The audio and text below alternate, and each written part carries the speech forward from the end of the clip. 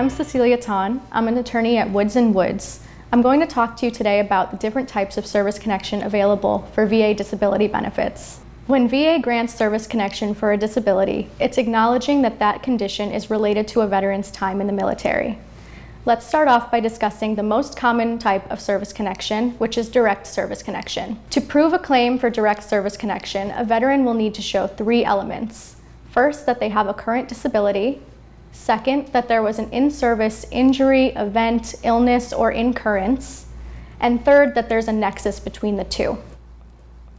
Oftentimes, a veteran will submit evidence of a proof of a diagnosis to satisfy the current disability element. The second element of direct service connection is often referred to as the in-service element. Many times, VA will look to a veteran's service records, both the personnel records and the treatment records, to look for evidence of a disability during service. In the service treatment records, these are often notations of pain or an accident that occurred during service. And in the personnel records, sometimes they'll note limited duty profiles that can help show that a veteran was suffering from a disability during service. However, if the service records are silent as to any notations of a disability, lay evidence can also be helpful to satisfy this element through statements from the veteran and others corroborating that an in-service event occurred. Finally, the nexus element is typically established by medical evidence, linking the current disability to whatever happened during military service. These statements can be obtained from a veteran's treating physician who's familiar with their condition, or from a VA examiner following a compensation and pension examination. The next type of service connection available is presumptive service connection. Here, the VA presumes that certain conditions are related to a veteran's military service. For example, if a veteran is diagnosed with one of the presumptive conditions within 1 year of military discharge, and it also manifests to a 10% rating or higher during that time, VA will grant presumptive service connection without requiring the veteran to submit evidence of nexus. More recently, VA has added presumptive conditions for Gulf War era veterans who were exposed to various toxins like burn pits, as well as those veterans who were stationed at Camp Lejeune, where they were exposed to contaminated drinking water. Another area where we often see presumptive service connection is for Vietnam War era veterans.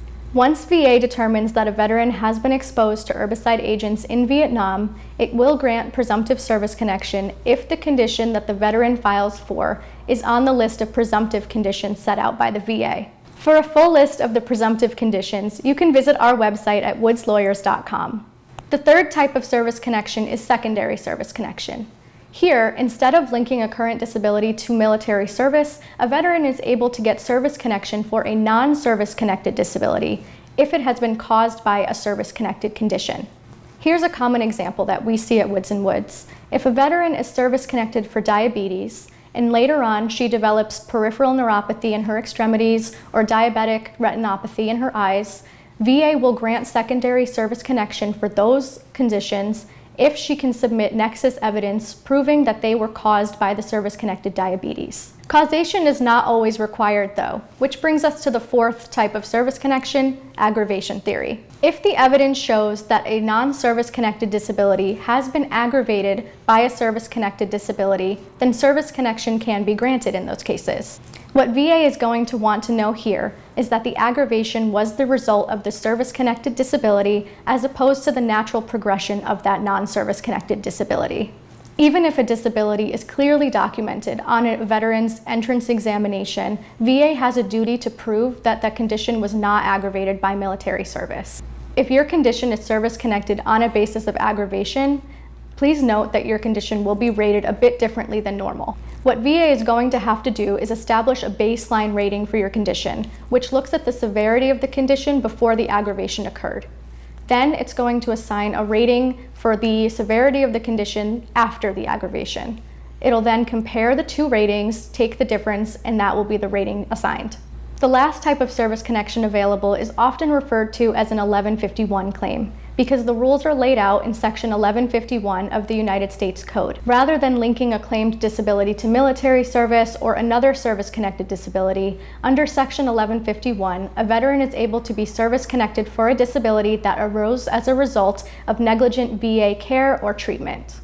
Medical evidence is extremely important in these 1151 cases because the veteran has to show that the disability that they developed was unforeseeable from the type of care that they received at the VA facility. Regardless of the type of service connection that will work for your case, all claims for service connection can be filed on the VA Form 21-526EZ or the supplemental claim form, depending on whether you filed for service connection for that disability in the past. Filing these claims and appealing denied decisions is a large part of what we do on a day-to-day basis at Woods & Woods. If you need help navigating the claims process, filing a claim, or an appeal, give us a call for a free consultation.